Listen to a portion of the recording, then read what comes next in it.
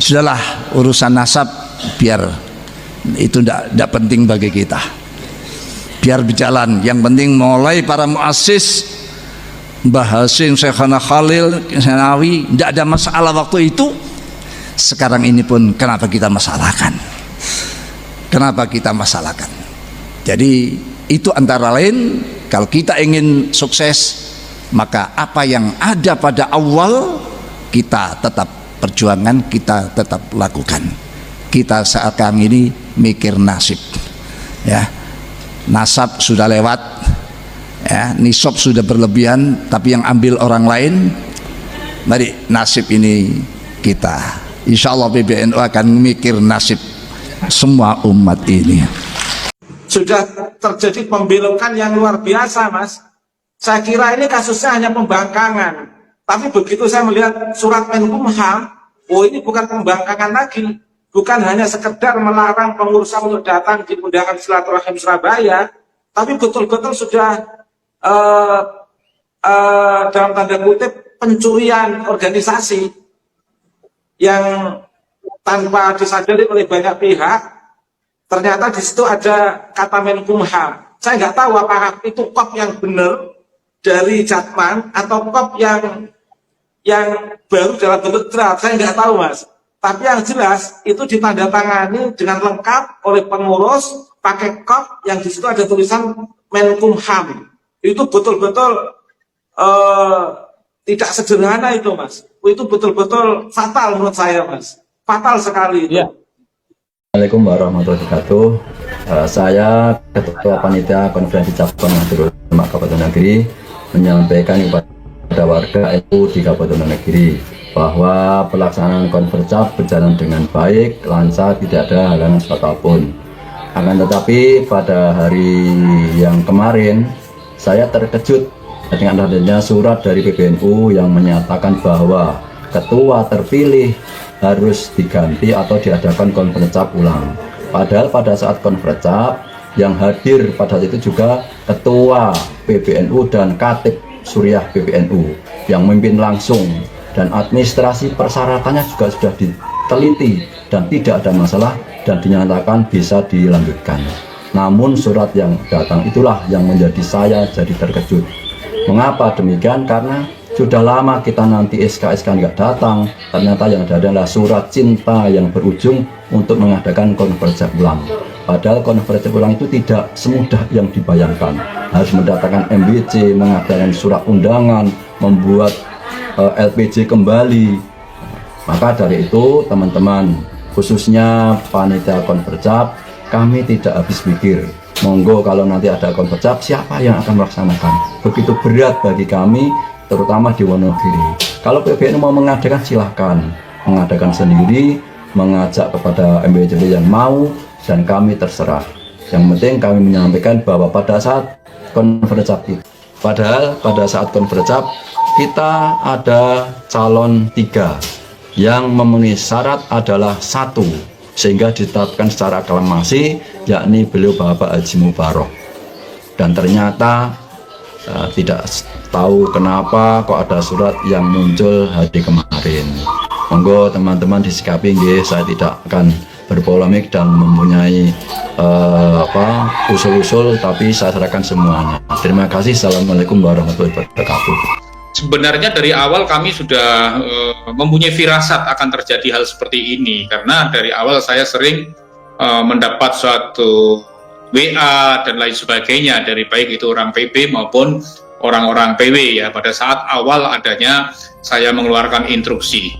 Nah kemudian setelah satu hari sebelum konferensi perjalanan saya pulang dari Cilacap, saya ditelepon oleh salah satu bendahara PB yang menanyakan, kalau manggil saya kan telepon dapat telepon, halo ketua, apakah ketua mau maju lagi? Nah, saya jawab, Kiai Faisal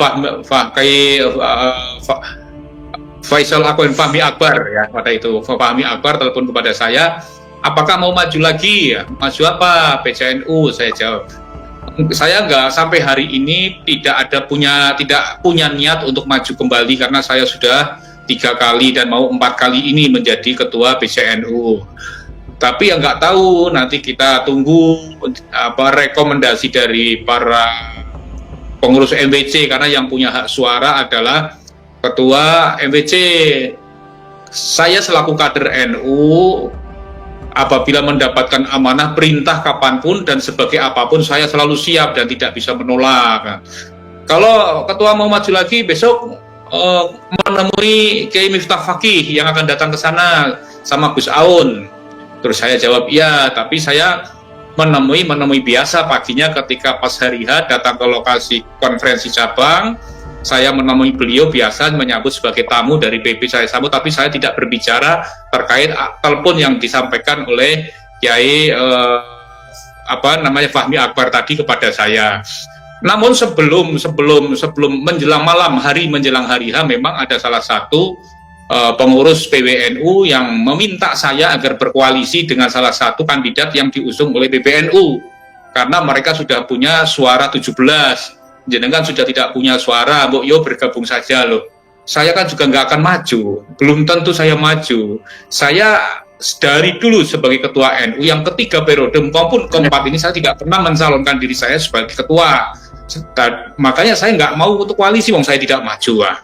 Lah, kemudian pada hari H, ya pada hari H-nya, pada pelaksanaan memang sudah ramai pada saat itu, termasuk pada dalam tatib, pembahasan tatib. Kemudian di situ ditetapkan bahwa bakal calon bisa maju ke babak berikutnya, ke pemilihan, manakala didukung minimal oleh 5 suara, oleh 9 suara pada waktu itu. Ada 3 calon yang maju, yang 2 mendapatkan 55, kemudian saya mendapatkan 15. Artinya hanya 1 calon yang bisa maju untuk tahap berikutnya, cuma saya. Maka karena kedua calon tidak memenuhi syarat minimal suara, yaitu 9, maka saya ditetapkan sebagai ketua secara aklamasi. Nah, kemudian tim formatur, ketika ada pembentukan tim formatur ini, saya dibisiki oleh salah satu Khatib Suriah, ya, Khatib Suriah yang datang ke situ. Tolong ketua PBNU dimasukkan tim formatur biar SK-nya cepat turun. Saya masukin tim formatur itu. Tim formatur saya masukin, kemudian salah satunya yaitu ketua. Sebenarnya di dalam aturan itu tidak ada ketua PBNU masuk dalam tim formatur. Tim formatur biasanya diambilkan 7 orang, yang 1 adalah Rois terpilih sebagai ketua tim formatur, kedua ketua Tanfidia sebagai sekretaris formatur, kemudian yang 5 ada diambilkan dari yang dari perwilayah dan ditambah dengan pengurus lama. Namun pada hari itu tim formatur minta 1 dari PBNU, 1. Kedua, sebelum pemilihan saya sampaikan bahwa salah satu persyaratan yang harus dipenuhi pada saat itu adalah minimal sudah pernah menjadi pengurus baik NU maupun badan otonom. Kedua, sudah memiliki sertifikat PMKNU, Pendidikan Menengah Kader Nahdlatul Ulama. Itu persyaratan wajib. Calon ketua PCNU itu wajib memiliki persyaratan itu, dan tentunya saya juga dimintai persyaratan oleh pimpinan sidang, yaitu PBNU sendiri selaku pimpinan sidang. Saya serahkan persyaratan sudah memenuhi syarat, dan akhirnya pada proses pemilihan itu saya aklamasi menang. Kemudian rapat tim formatur selesai, tidak ada masalah, saya suruh buat berita acara, sudah saya kirimkan. Kemudian 5 bulan nggak ada kabar. Terus saya telepon, oh belum, masih di UKK untuk sedang diverifikasi. Kemudian di UKK verifikasi sudah ditandatangani oleh ketua umum sama sekjen. Terus sudah ditandatangani lagi oleh Khatib, tinggal Rois Am. Nah ini Rois Am kemarin siap untuk menandatangani, tapi PCNU Wonogiri harap melaksanakan pendidikan dasar kader Nahdlatul Ulama, PDPKPNU siap, saya laksanakan. Saya langsung penuhi apa yang diinginkan oleh salah satu ketua yang memimpin sidang di Kabupaten Wonogiri. Kemudian ketika dipenuhi, 1 minggu berikutnya juga nggak ada kabar. Saya telepon lagi, gimana Kiai, ini kok belum ada kabar? Wah ini jenengan katanya kemarin waktu Jatman katanya mengepung Kongres Jatman di Donohudan. Yang bilang siapa Kiai? Ya ada.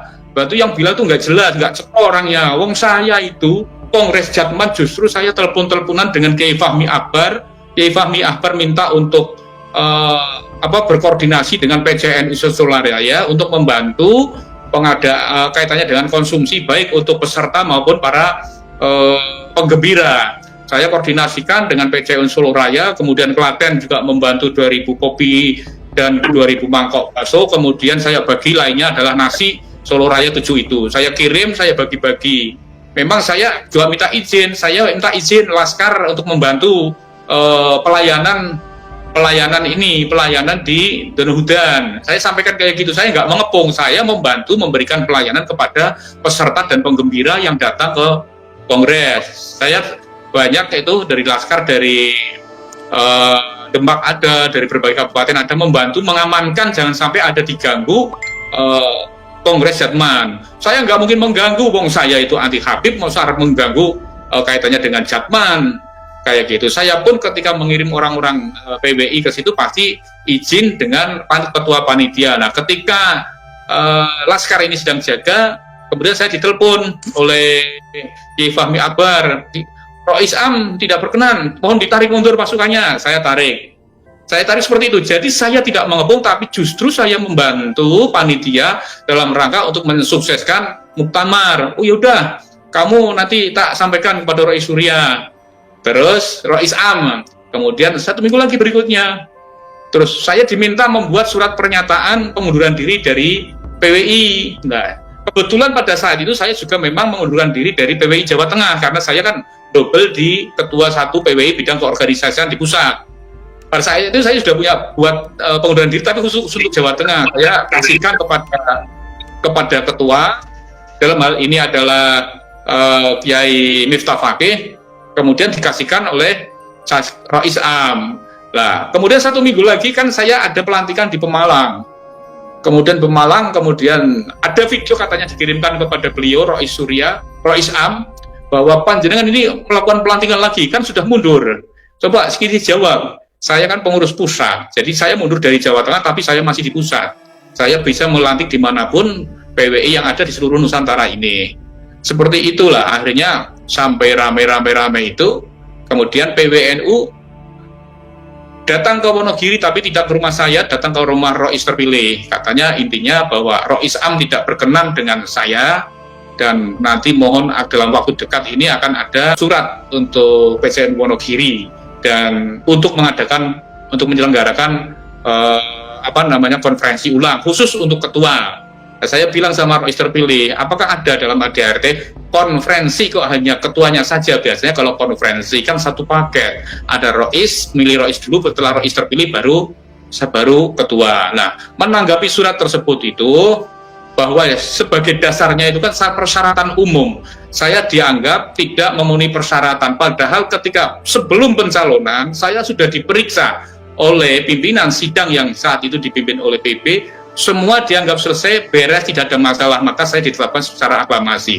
Namun dalam surat kemarin katanya sesuai dengan pasal ini saya tidak memenuhi syarat. Secara umum ya, pengurusan harian harus seperti inilah. Saya kemarin kan sebelum menjadi ketua cabang yang keempat ini kan saya sebagai wakil ketua PWNU, dan itu SK-nya turun, berarti kan saya sebenarnya masuk dalam verifikasi lolos. Tapi kenapa ketika ini kok nggak lolos, saya nggak tahu. Ada kepentingan apa, saya juga nggak paham seperti itu. Seperti itu Mas Yusuf, intinya sekilas itu yang perlu saya sampaikan. Intinya persyaratan sebenarnya secara ADART Perkum tidak ada masalah. Yang jadi masalah kan kalau rangkap jabatan tidak boleh merangkap jabatan dengan pengurus harian partai politik, dengan organisasi lain yang berafiliasi dengan organisasi yang anti Pancasila, seperti itu. Dan syarat ketika mau maju adalah satu, sudah pernah menduduki atau menjabat kepengurusan di PCNU maupun Badan Otonom dan memiliki sertifikat PMKNU. Nah, kalau saya ini berarti dianggap tidak memenuhi syarat, berarti yang salah siapa? Umpamanya seperti itu. Yang mimpin itu juga pengurus PBNU sendiri, yang memverifikasi persyaratan pada saat pemilihan juga PBNU sendiri. Saya kira itu, Mas Yusuf, sementara dari saya. Oke, baik. Jadi menurut Anda dan kawan-kawan, konferensi cabang atau PCNU di Wonogiri itu kemarin berjalan secara demokratis dan prosedural ya, ya? Ya, sudah prosedural. Bahkan ketika PBNU datang ke rumahnya Rois Surya juga menyampaikan secara administrasi tidak ada masalah yang sebelum keluarnya surat ini mendatangi Rois Surya. Kalau saya kan belum pernah didatangi, belum pernah dikasih surat, cuman lewat WA. Kalau saya disuruh soan ke PBNU kan saya harus punya dasar hukum, saya harus punya landasan, saya datang ke sana atas perintah siapa, mesti saya harus ada surat. Selama ini belum ada surat, belum ada perintah melalui ya secara resmi lah, kelembagaan itu kan organisasi, seperti sesuatu perintah harus ada dokumen lah, ada lembar sesuil kertas sebagai dasar kami untuk itu. Artinya bahwa sudah sesuai dengan aturan, karena sudah dinyatakan oleh pimpinan sidang yang dipimpin oleh PBNU, tidak ada masalah bahwa ini sebenarnya secara administratif tidak ada masalah. Masalahnya saya masih aktif di PWI. Seperti itu aja. Ya, jadi Pak Kiai Mubarok memang jadi pengurus PPI, ya, pemirsa. PPI adalah pergerakan Wali Songo Laskar Sabilillah, menjadi ketua 1 di PPI pusat ya, Pak Kiai? Iya. Ya mungkin apakah ini ada desakan secara tertulis untuk mengundur dari organisasi selain NU atau bagaimana ke Anda, Pak Kiai? Yang secara tertulis tidak ada, cuman lewat telepon, Pak Barok tolong buat meyakinkan Rois Am, ini ketua PBNU, Pak Barok buat surat pernyataan. Saya ketik pas saat itu saya sedang mengetik untuk pengunduran diri, memang untuk ajukan saya sebagai mengundurkan diri sebagai ketua Jawa Tengah. Terus tanggalnya dirubah, jangan tanggal sekarang, keliru nanti saya harus dibuat maju lagi 1 bulan kemarin. Saya turuti beliau, saya buat maju, tapi memang surat itu sudah sengaja saya buat sebelumnya untuk pengunduran diri Jawa Tengah karena saya merangkap jabatan di PWI Jawa Tengah dan pusat. Begitu. Oke, ini kan dari tadi ketua konferensi cabang itu ya, ada keberatan sebetulnya untuk melakukan konpercap kembali. Dengan surat seperti itu, sekarang kondisi di PCNU Wonogiri itu bagaimana nih? Apakah masih jalan atau bagaimana? Atau sudah ada yang terkait keberatannya kan, mohon maaf, ketika sekarang disuruh mengadakan konferensi cabang, yang menjadi pertanyaan siapa panitianya, karena pengurus cabang kan sudah tidak aktif, sudah habis sejak Desember dan dimisionerkan pada saat konferensi, artinya sudah tidak ada kepengurusan cabang. Yang ada saat ini adalah ketua terpilih dan rois terpilih. Lah ini yang jadi masalah, itu siapa yang akan menyelenggarakan, siapa yang akan bertanggung jawab biayanya dan lain sebagainya. Kemudian bagaimana landasan itu untuk konferensi ulang,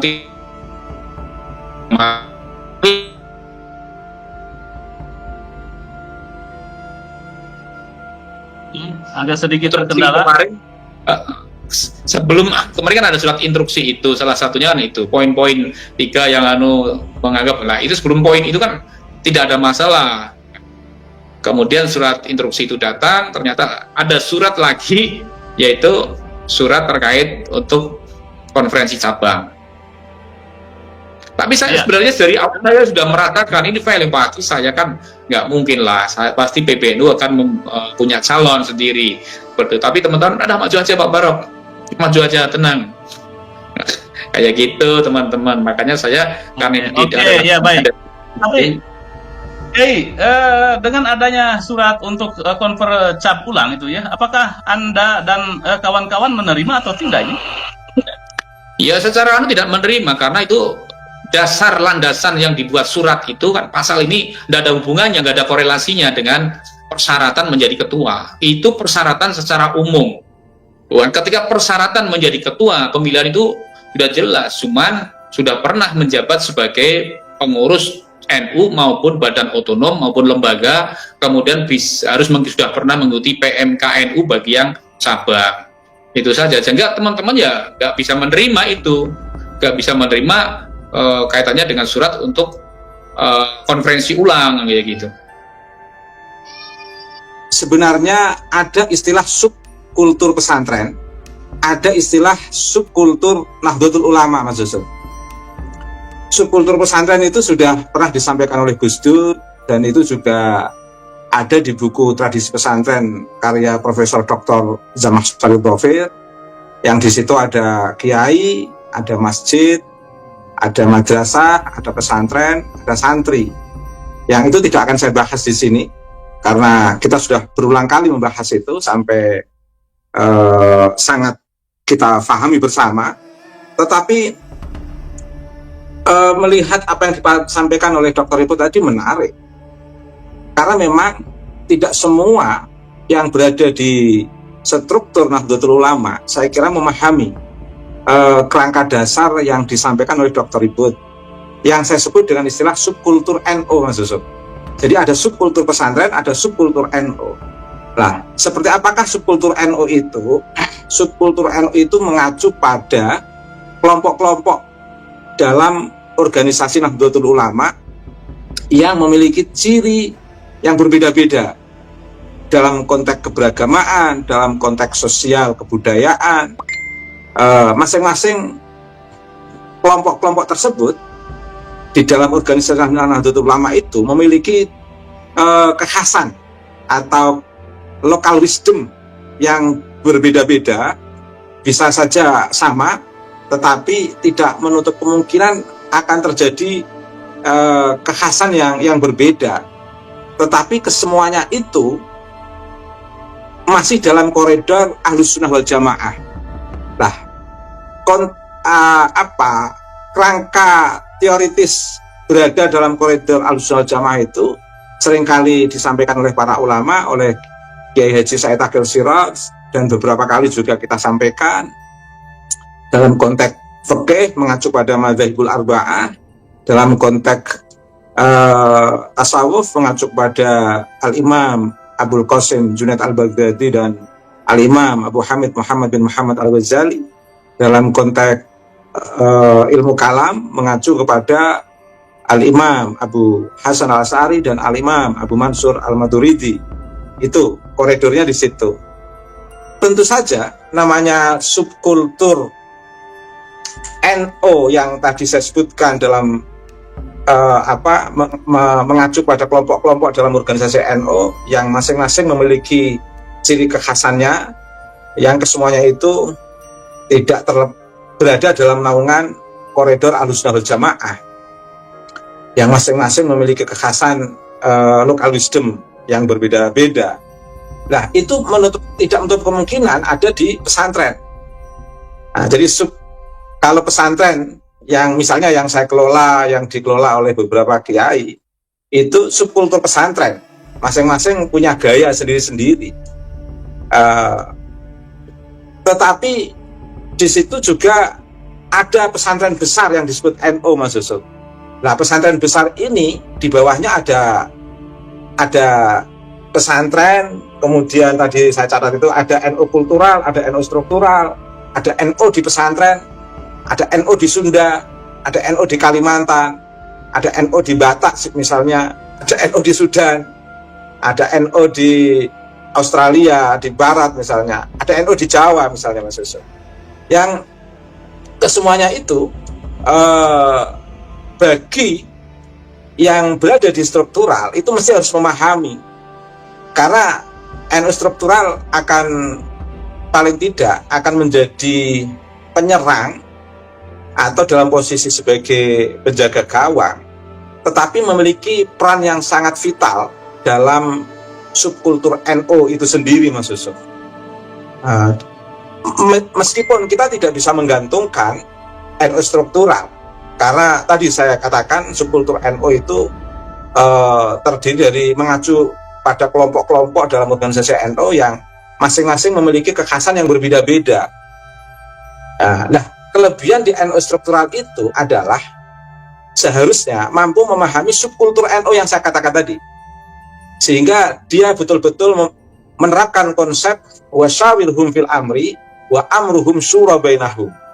Wa amruhum syura wasyawirhum fil amri artinya adalah membuat satu rumusan konsepsional bermusyawarah terkait dengan kebijakan-kebijakan elit PBNU. Itu suatu keniscayaan yang bisa dimaklumi bersama. Namanya sebuah organisasi tentu punya kebijakan-kebijakan yang bersifat internal antar para pemimpin, tapi tidak boleh melupakan wa amruhum syura bainahum. Tidak boleh melupakan itu. Artinya apa? ada sebuah urusan di antara subkultur NU tadi itu. Ada NU Sunda, Jawa, ada NU struktural, ada NU kultural. Di antara subkultur NU itu tadi, itu betul-betul harus diakomodir. Wa amruhum syura bainahum. Sebagai studi kasus misalnya di Wonogiri, punya local wisdom, kearifan lokal, bagaimana masyarakat Wonogiri memilih pemimpinnya. Seperti yang sudah berlangsung, itu seharusnya diakomodir. Karena itu selain ada konteks karena memang itu memiliki jalur struktural dengan PBNU, tapi PBNU juga tidak boleh melupakan wa amruhum syura bainahum, sehingga betul-betul memahami local wisdom atau kearifan lokal masing-masing kelompok dalam NU yang pada prinsipnya masih satu koridor Ahlus Sunnah wal Jamaah, sehingga betul-betul memiliki kehendak kuasa yang bijak, yang penuh kearifan. Karena harus dipahami, harus kita pahami Mas Yusuf, bahwa suatu hal yang sangat wajar dalam hidup itu setiap individu memiliki kehendak kuasa. Saya punya kehendak kuasa, Mas Yusuf punya kehendak kuasa, atau yang sering kita sebut dengan will to power. Dr. Ribut punya kehendak kuasa, Kiai Mubarak punya kehendak kuasa, itu wajar. Tapi setidaknya will to power, kehendak kuasa itu harus diiringi dengan kearifan, kebijaksanaan. Artinya dengan kelapangan, dengan kearifan. Karena kalau kehendak kuasa tidak diiringi dengan kearifan, kebijaksanaan, itu nanti akan dihantui oleh suasana-suasana kekhawatiran dan ketakutan. Lah, pada titik kehendak kuasa yang diiringi ketakutan, khawatir, mohon maaf, karena khawatir tergusur oleh pihak lain, khawatir pihak lain itu menjadi tantangan, khawatir pihak lain itu menjadi hambatan, khawatir pihak lain itu akan menelikung, dan kekhawatiran itu terlalu besar, itu nanti akan menjadi kehendak kuasa yang justru menjerat diri sendiri. Karena saya kira asal dua konsep tadi diterapkan, apa yang menjadi kekhawatiran dalam kehendak kuasa saya kira bisa diatasi tanpa harus melakukan langkah-langkah kebijakan yang ekstrim menurut saya. Seperti tadi, dengan cara wa amruhum syura bainahum, dengan cara wa syawirhum fil amri itu, Mas. Oleh karena itu, sebagai pengantar, penutup pengantar, dalam sebuah organisasi Nahdlatul Ulama, selain memahami subkultur NU yang saya sebutkan tadi, juga memahami arti sebuah kehendak kuasa, will to power yang penuh kebijaksanaan atau kearifan, itu harus ada visi pemberdayaan di struktural NU itu. Karena komunitas atau kelompok-kelompok dalam subkultur NU itu variatif, Mas. Di NU kultural, di NU struktural, di NU pesantren, di NU Sunda, di NU Jawa, itu variatif. Karenanya yang berat, yang menduduki posisi di NU struktural ini harus memahami betul bahwa dia itu sedang mengelola pesantren besar.